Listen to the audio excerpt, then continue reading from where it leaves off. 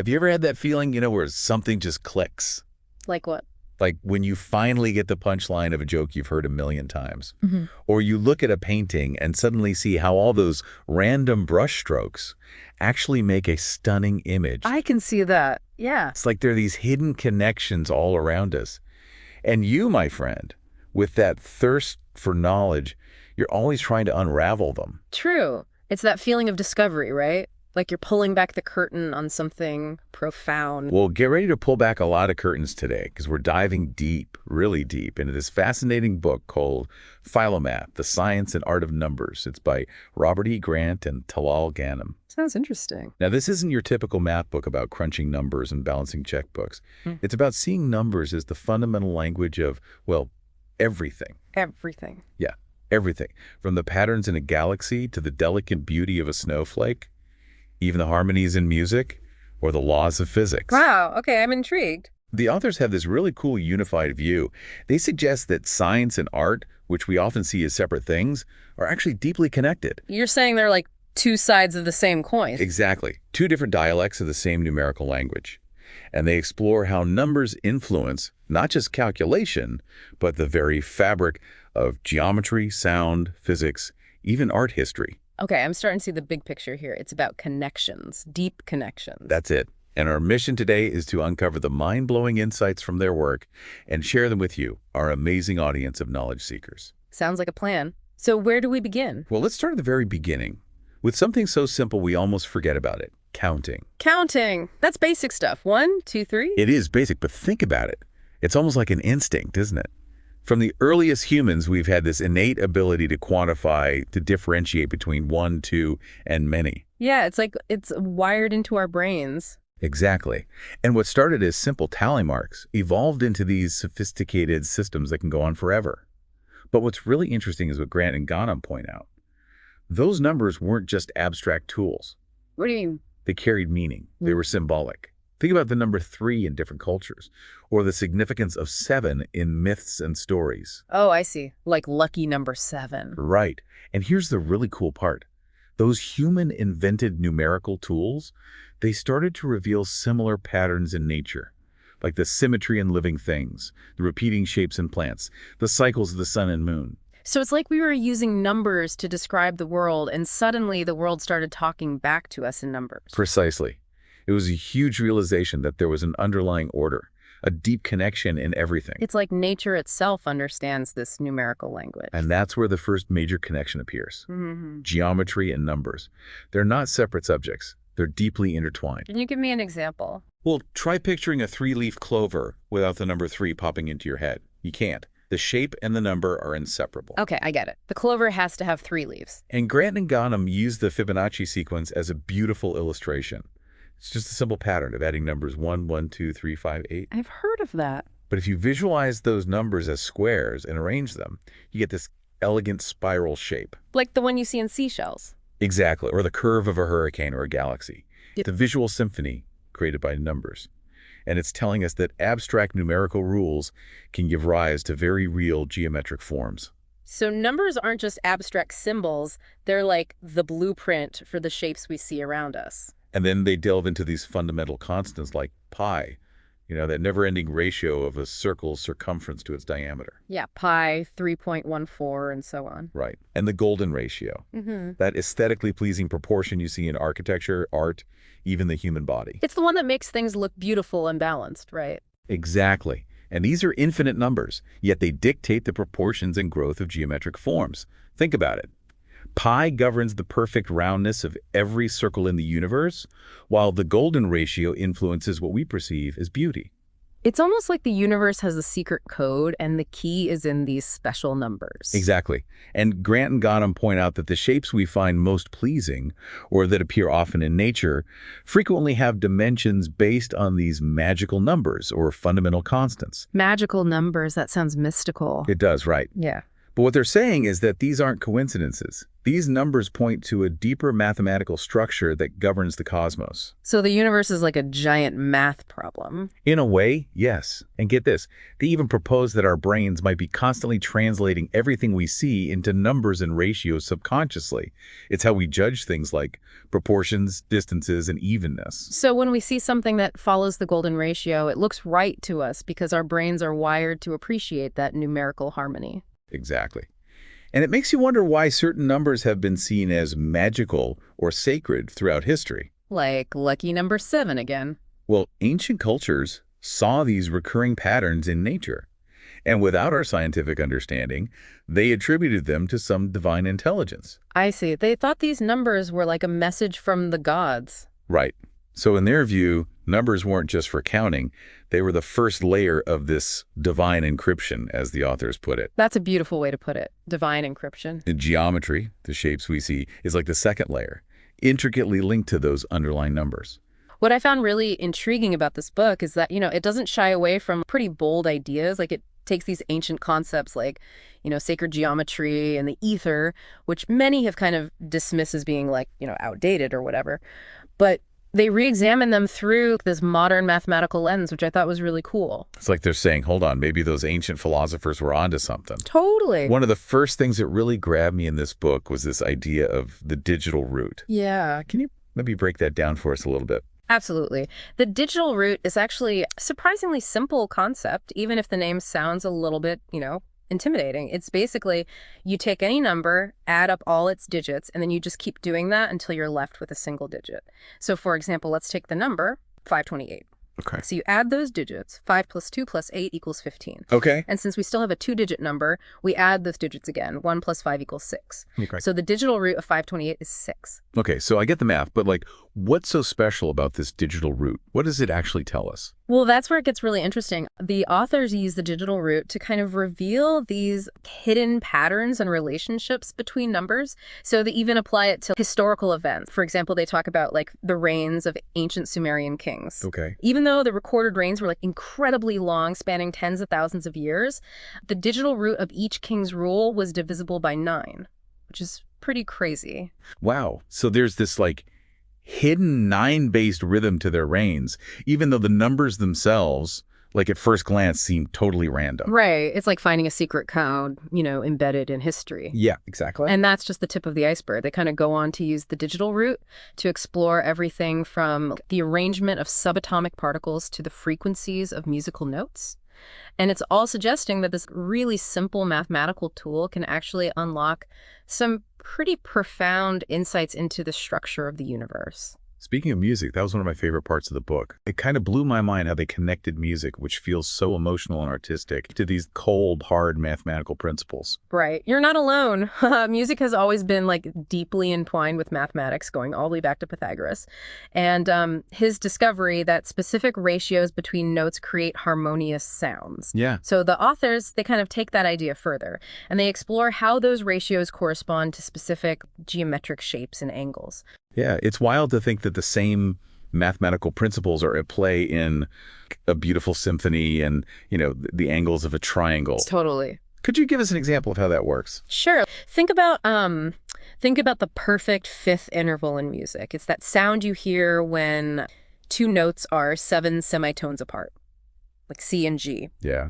And that interval, which just sounds so right to our ears, creates a 72-degree angle when mapped onto a circle, which is pretty cool, I think. It's like a reminder that math isn't just about abstract equations. It's actually woven into the fabric of our aesthetic experiences, how we experience beauty. For sure. And it makes you wonder, were those ancient musicians consciously aware of these mathematical underpinnings? Or were they just intuitively tapping into a deeper harmony that's embedded in the universe itself? That's a question that really kind of resonates throughout the book. Were ancient civilizations more aware of these mathematical principles than we give them credit for? Yeah. Did they embed secret knowledge into their art and architecture and their music? The book doesn't really offer any definitive answers, but it certainly encourages us to, reconsider our assumptions about the past. It's like we've lost touch with a certain way of seeing the world, a way that saw numbers and geometry and music as interconnected expressions of a deeper cosmic order. Yeah, I think so. And that leads us to another big idea from the book, and that's sacred geometry. What is that all about? Sacred geometry explores the idea that certain geometric shapes, like the pentagon, the hexagon, and those mind-boggling Platonic solids, hold special significance. And they possess these unique numerical properties that reflect the underlying order of the universe, which is pretty fascinating, I think. Okay, back up a second. Platonic solids. Refresh my memory on those. Yeah, so the Platonic solids are these three-dimensional shapes where all the sides are the same regular polygon and all the angles are equal. And there's only 5 of them. So you've got the tetrahedron, the cube, the octahedron, the dodecahedron, and the icosahedron. Right. And the ancient Greeks, they were totally fascinated by them. They believed that they represented the fundamental building blocks of the universe. Right. It's like they thought the universe was playing a cosmic game of Lego. Totally. And the book connects those shapes back to the numbers that we were talking about earlier. Okay. For example, the ratio of the diagonal of a pentagon to its side is the golden ratio. Oh, yeah. Which is this irrational number that just pops up everywhere in nature, from the spirals of seashells to the proportions of the human body. So it's like there's this hidden pentagonal golden ratio theme running through the universe. Exactly. It's making me think about that ancient symbol, the flower of life, which is made up of a bunch of overlapping circles. And it's found in cultures all over the world, and it contains all these geometric shapes, including the pentagon. That's a great connection. The flower of life it's kind of a visual representation of how these seemingly simple shapes, when guided by these specific numbers and proportions, can generate incredibly complex and beautiful patterns. And, those patterns might actually be reflecting the underlying structure of reality itself, which is kind of a trippy thought. Whoa, that's deep. And the book doesn't just focus on the pentagon, right? They also talk about the hexagon, which is the shape of, like, honeycombs and snowflakes. Exactly. The hexagon is a fascinating shape because it's incredibly efficient at packing together to cover a plane without any gaps. Oh, yeah. Which is a property called tessellation. Right. And that's why honeycombs are so good at storing honey and why snowflakes have those, like, intricate six-sided structures. So we've got the pentagon with its golden ratio connections. Yeah. And then we got the hexagon with its tessellation magic. But the book takes it even further, showing how those two shapes can be combined to create, like, even more complex forms. Right. One example that they highlight is the hexpentakis, which is this figure that combines both pentagons and hexagons. Interesting. And it appears in, like, a lot of ancient symbols, Right. kind of suggesting that those cultures understood the power of combining these, like, fundamental shapes. It's like they were tapping into something really profound about the geometry of existence, like using these shapes as building blocks for a deeper understanding of the universe. Yeah, for sure. But amidst all this talk of shapes and numbers, the book doesn't shy away from the big questions like, the structure of the universe itself. Oh, yeah. They even suggest that the universe might have a dodecahedral structure. That's that Platonic solid with the 12 pentagonal faces, Yeah. It's like they're saying, hey, what if the universe is playing cosmic Dungeons and Dragons with a giant 12-sided die? It's definitely a bold claim. Yeah. And it links back to this idea of the ether, a concept that's been largely dismissed by mainstream science, but which the authors argue might hold the key to understanding the universe's underlying structure. Okay, so let's unpack this ether thing. What exactly is it, and why do the authors think it's so important? The ether, in simple terms, is this hypothetical medium that fills all of space.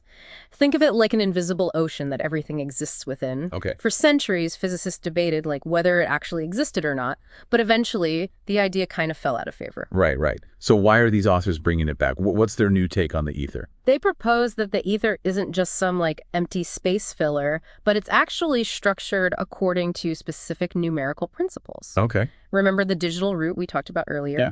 They apply that concept to the ether, suggesting that that specific numbers represent fundamental forces and charges. They even use this numerical ether model to try to explain gravity, suggesting that it arises from a kind of pressure imbalance in the ether caused by the presence of mass. So instead of gravity being a force that's pulling things down, they're saying it's more like a push from the ether surrounding massive objects. Yeah. Right, it's a different way of conceptualizing gravity. It's like the universe is playing a cosmic game of push and shove, using numbers as its rulebook. And it's one that the authors claim can be mathematically modeled using their, numerical framework. Wow. So we've got the digital root revealing hidden patterns, the golden ratio showing up in nature and music, and then these fascinating geometric shapes acting as the universe's blueprints. It's a lot to wrap our heads around. It is. It is. And we've only just scratched the surface of what this book explores. I believe it. But before we dive into more of those, mind-bending concepts, let's maybe take a quick pause, reflect on what we've uncovered so far. Sounds good to me. Take a deep breath, everyone, because things are about to get even wilder in part 2. Welcome back to our deep dive into Philomath. I'm really eager to continue our exploration of how numbers might be the hidden language of the universe. Yeah, me too. Last time we were talking about the ether and how the authors suggest it has this hidden numerical structure. Yeah. It's a pretty wild concept, but they don't stop there, do they? Not at all. They go on to explore how this numerical ether model might actually explain some of the most fundamental forces in physics, like electromagnetism and gravity. Okay, all ears. Yeah. How do they connect numbers to something like electromagnetism? Seems like those are two totally different realms. It's definitely a mind-bending concept, but the authors make a pretty compelling case. They propose that within this ether, specific numbers represent different types of charges. For example, they associate the number 6 with positive charges and the number 3 with negative charges. So it's like each number has a specific energetic quality or role to play in this etheric field. Exactly. And just like we see in the physical world, opposite charges attract and charges repel. Right. So the authors suggest that these attractions and repulsions are driven by interactions between these numerical charges within the ether. It's like a cosmic dance of numbers, where each number is a dancer with a specific move, and the choreography is determined by these fundamental laws of attraction and repulsion. I like that. But how does gravity fit into this numerical dance floor? That's where it gets even more interesting. Instead of thinking of gravity as a force pulling things down, they suggest it arises from a kind of pressure imbalance in the ether caused by the presence of mass. Imagine a bowling ball placed on a trampoline. Okay. It creates a dip in the fabric, and if you roll a marble nearby, it'll curve towards the bowling ball. So the bowling ball is like a massive object, and the marble is being pushed towards it by the curvature of the trampoline, which in this case is the ether. You got it. The authors propose that massive objects create a similar curvature in the ether, and this curvature is what we experience as gravity. Okay, I think I'm starting to grasp the concept, but it's definitely pushing the boundaries of my imagination. But before we get too lost in the ether, I want to circle back to something we touched on earlier, sacred geometry. Yeah. The authors seem particularly fascinated by the connection between sacred geometry and one of history's most famous artists, Leonardo da Vinci. Ah, yes. The book dives deep into the possibility that Leonardo may have embedded secret knowledge about the Great Pyramid of Giza in his iconic Vitruvian Man drawing. Wait, so they're suggesting that Leonardo had some sort of insider knowledge about the Great Pyramid? How is that even possible? It's a fascinating mystery. There's a period of about 3 years in Leonardo's life where his whereabouts are totally unknown. Oh, wow. And the authors point to a letter in one of his notebooks that seems to describe a journey to Egypt, where he mentions working as an engineer for the Mamluk Sultan. So there's actually some historical evidence to support the idea that he might have been in Egypt during that time. Exactly. And if he was there working as an engineer, it's not a stretch to imagine he might have had access to information about the Great Pyramid that wasn't widely known at the time. But why would he encode that knowledge in the Vitruvian Man? What was he trying to communicate? That's the million-dollar question. The book doesn't offer a definitive answer, but it does present some intriguing possibilities. Lay it on me. I love a good historical conspiracy. One theory is that Leonardo, who was a true Renaissance man and deeply fascinated by ancient wisdom, saw himself as a kind of guardian of hidden knowledge. He might have felt a responsibility to preserve this ancient wisdom for future generations by hiding it in plain sight within his artwork. So he's like a Renaissance-era code maker, embedding secrets in his art that only those with the right knowledge could decipher.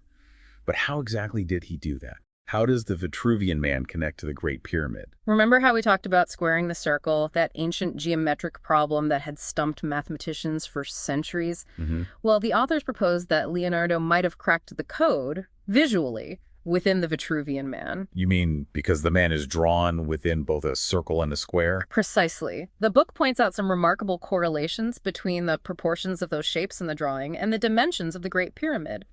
For example, if you take the height of the Vitruvian Man to represent the height of the Great Pyramid, then the width of his outstretched arms corresponds almost perfectly to the length of the pyramid's base. Wow, it's like he's a scaled-down version of the pyramid, perfectly inscribed within those geometric figures. But it gets even more interesting, doesn't it? They also talk about the placement of the man's navel. Yes. The authors point out that the navel aligns with a specific horizontal line in the drawing that, when scaled up to the dimensions of the Great Pyramid, corresponds to the location of the king's chamber. Wait, so they're suggesting that Leonardo might have known the interior layout of the Great Pyramid centuries before it was fully explored?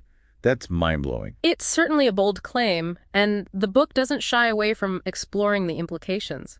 They point out further correspondences between other lines in the drawing and various features of the pyramid's internal structure, such as the queen's chamber and even the underground chamber. It's like Leonardo was giving us a blueprint, a hidden map to the secrets of the Great Pyramid, disguised within a beautiful work of art. It's definitely food for thought. And it raises questions about what other secrets might be hidden in plain sight within the works of other great artists and thinkers throughout history. It's like a treasure hunt for knowledge, hidden within the very fabric of our culture. But beyond Leonardo and the Great Pyramid, the book also delves into some other pretty mind-bending concepts about the nature of numbers themselves. One that really caught my eye was this idea of fractal roots. Yeah. Can you explain what those are? Certainly. Fractal roots are a way of looking at the roots of numbers, but instead of just finding the one number that when multiplied by itself gives you the original number, like the square root of 9 is 3, they look for pairs of numbers that have a specific relationship to each other. A and D also multiply to give you the original number. Okay, I'm trying to wrap my head around this. Yes, so instead of one root, we're talking about two roots that are connected in a fractal way. Can you give us an example? Sure, let's take the number 100. The square root of 100 is 10, but the fractal roots of 100 would be 31.6227 and 3.16227. These are what the authors call the greater fractal root, GFR, and the lesser fractal root, LFR. Notice how the GFR is 10 times larger than the LFR, and when you multiply them together, you get very close to 100. Wait, so we're not getting exactly 100 when we multiply the fractal roots? That's right. Fractal roots often involve irrational numbers, which means they have an infinite, non-repeating decimal expansion. So when you multiply the fractal roots together, you'll get extremely close to the original number, but not always precisely. Okay, I see how the fractal concept comes in. It's like these roots are zoomed in and zoomed out versions of each other, related by a factor of 10. But why are these fractal roots so important? What do they tell us? The authors believe that fractal roots can be used to derive some of the fundamental constants of nature, like pi and the golden ratio. It's like these constants are encoded within the very structure of numbers themselves, and fractal roots give us a way to unlock that hidden code. It's making me think about how fractals appear everywhere in nature, like the branching patterns of trees, the veins in a leaf, or the intricate coastline of a continent. It's like this principle of self-similarity repeating at different scales. That's a great observation, and the author suggests that this fractal principle might be operating at the level of numbers as well. Whoa. So numbers, geometry, nature, and even the fundamental constants of physics are all connected through this underlying fractal principle. That's a pretty profound idea. It is, and it leads to some even more mind-boggling concepts that the authors explore, like the possibility that numbers themselves might exhibit wave-particle duality, a concept usually associated with the quantum realm. But before we dive into that rabbit hole, let's take a quick breather and let our listeners process everything we've covered so far. Good idea. It feels like our brains are doing fractal gymnastics trying to keep up with all these mind-blowing ideas. But stick with us, because in part 3, we're going to explore even deeper into the mysteries of numbers and their potential to unlock a whole new understanding of the universe and our place within it. Welcome back to the final part of our deep dive into Philomath. It feels like we've been on this incredible journey so far, from ancient Egypt to the far reaches of the cosmos, all guided by, the language of numbers.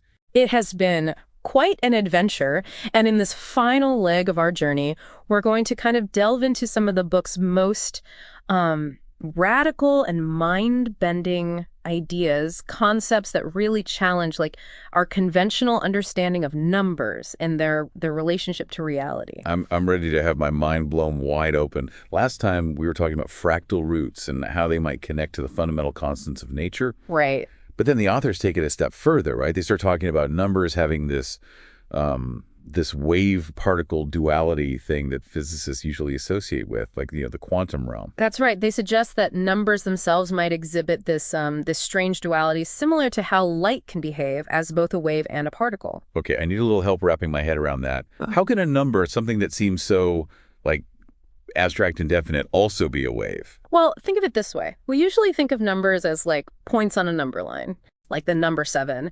But the authors point out that when you take the reciprocal of a number, that's 1 divided by the number, you often get these repeating decimal patterns that they interpret as a kind of waveform. Oh, right. Like they showed how the reciprocal of 7, which is 1/7, creates this repeating pattern of 6 digits. 1428557, 1428557, 1428557. It's like a numerical song stuck on repeat. Exactly. And just like sound waves, these repeating decimal patterns have properties like frequency and amplitude. So the author suggests that these patterns reveal a hidden, like wave-like nature to numbers. So it's like numbers had this secret life as waves, like rippling through the fabric of reality. It's the idea that things can act as both localized particles and spread out waves. But think about it. At the quantum level, we know that electrons, for example, can behave this way. And the authors are suggesting that numbers might be even more fundamental than those particles. So numbers could be like the building blocks of everything, including those particles. That's the idea. They're saying there might be even deeper levels of reality beneath what we currently understand, and numbers could be at the very foundation. Wow. So all those constants, like pi and the speed of light, might be manifestations of the wave-particle nature of numbers. Precisely. It's a radical idea that redefines how we think about reality. Now let's get a bit more specific with their d-space atomic world concept. D-space again. Okay, go on. They've created this table where they assign digital root numbers to subatomic particles. For example, a proton might have a digital root of 3, and its antiparticle, an antiproton, would have a digital root of 6. And why do they do that? Because when you combine a particle with its antiparticle in their d-space system, the digital roots add up to 9. Ah, back to that number 9, the symbol of completion. Exactly. And this isn't just random. Their assignments actually match the conservation laws we see in particle physics. You mean like those rules that say certain properties have to stay the same during a reaction? Yes. For example, in beta decay, where a neutron transforms into a proton, an electron, and an antineutrino, their d-space numbers remain consistent before and after the reaction. Interesting. So their system reflects the real-world behavior of particles. It does. And they contrast this with the standard quantum numbers, where a particle and its antiparticle usually add up to 0, meaning annihilation. What's their take on that difference? They say their system gives a more complete picture. Instead of annihilation, their system shows a transformation into pure energy, which is represented by the number 9. So it's a different way of looking at the same process, but their way seems to fit better with the idea that energy is never truly destroyed, just transformed. Exactly. And their view of the quantum vacuum, that seemingly empty space is actually being filled with energy, represented by 9, aligns with the concept of zero-point energy. It's like their d-space framework provides a more intuitive way of understanding the basic building blocks of reality. This is getting pretty deep. It is. Okay, now hold on tight as we move on to numerical waves and interference. Numerical waves. That sounds like they're applying wave theory to numbers themselves. You got it. They're suggesting that numbers themselves can have wave-like properties and can even interfere with each other. Okay, I'm going to need you to explain this slowly. Imagine 2 waves meeting. If their crests align, they get bigger, constructive interference. If a crest meets a trough, they cancel each other out, destructive interference. I remember that from physics class. Well, what Grant and Ghannam are proposing is that this happens with numbers too, and these numerical waves create a kind of quantized space where different locations have unique properties based on how the waves interfere. So it's like numbers are creating a kind of invisible landscape. In a way, yes. They even introduced this interference matrix, showing how numerical waves from 2 sources create a grid with patterns related to prime numbers, angular measurements, and even musical notes. Wow. So prime numbers, geometry, and music are all connected through these numerical waves. That's what they're suggesting. It's like a grand unified theory of, well, everything. This is blowing my mind. Okay, I'm ready for the next concept. What's next? Next, we're going to talk about the fractal nature of constants. Fractals. Those are the self-similar patterns, right? Like how a coastline looks the same, whether you're looking at it from a plane or up close. Exactly. And what Grant and Ghannam point out is that the position of the decimal point in a number is ultimately relative. It's the sequence of digits that really defines the number. Okay, go on. So they introduced this idea of fractally identical numbers. Numbers that have the same sequence of digits, but with the decimal point shifted.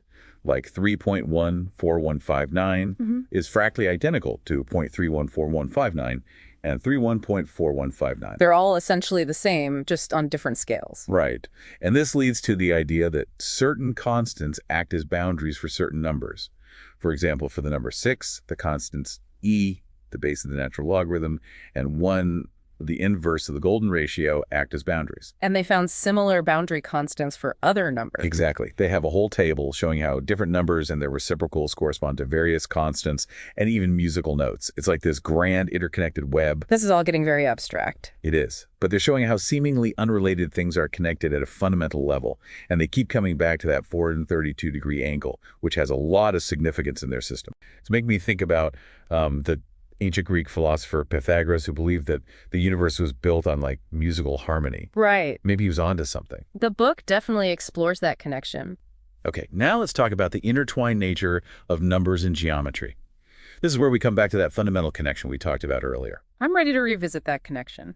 The word geometry actually comes from the Greek words for earth and measurement, so it's inherently linked to numbers. So it's about measuring the world using numbers. Exactly. And it makes you wonder, which came first, numbers or geometry? That's a tough question. It is. Grant and Ghannam suggest that space might be primarily based on geometry, while the things that occupy space, like matter and forces, are based on numbers. Interesting. And think about how we categorize geometric shapes. It's often based on numbers. The number of sides, dimensions, or angles. True. A triangle has 3 sides, a square has 4, and so on.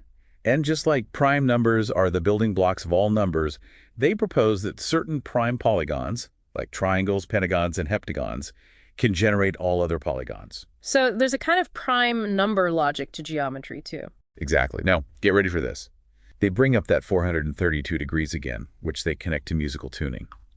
And there's also the golden angle, which links to the fine structure constant, a crucial number in physics. Why are those angles so important? They suggest that the 432-degree reference resonates with a more natural and harmonious way of tuning music, as opposed to our modern system. The golden angle, well, that's connected to the golden ratio, the spiral patterns in plants, and to the strength of the electromagnetic force through the fine structure constant. The fact that both these specific angles appear, one tied to musical harmony, the other to a fundamental force, suggests that these principles of harmony and proportion might play a much bigger role in the universe than we realize. It's like both music and physics are following the same mathematical rules. Precisely. They even suggest that the 12-tone musical scale, which is so fundamental to like Western music, might be connected to a deeper 12-based numerical system that underlies reality itself. A 12-based universe. Now, that's a thought-provoking idea. What kind of evidence do they present to support that? Well, they point to several intriguing connections. Like, for example, there are 12 months in a year. Right. 12 signs of the zodiac, 12 hours on a clock face. They also note that a lot of ancient cultures, like the Babylonians, used a base 12 number system. It makes you wonder if there's like something special about the number 12, some like deeper significance that we're only beginning to like grasp. Maybe our decimal system based on the number 10 is kind of obscuring a more fundamental truth about the universe. That's one of the challenges that the book poses. It really encourages us to question our assumptions about, how we perceive and measure the world. What if our current systems of knowledge are just like a tiny little glimpse into a much grander and more mysterious reality? It's a humbling thought, but in a way it's also kind of exciting. It means there's still so much to discover, so many secrets waiting to be unlocked. Right. And the authors suggest that numbers might be like the key to those discoveries. Exactly. Philomath is like, it's a call to awaken our inner Philomath, that part of us that's like fascinated by numbers, patterns, the interconnectedness of, all things.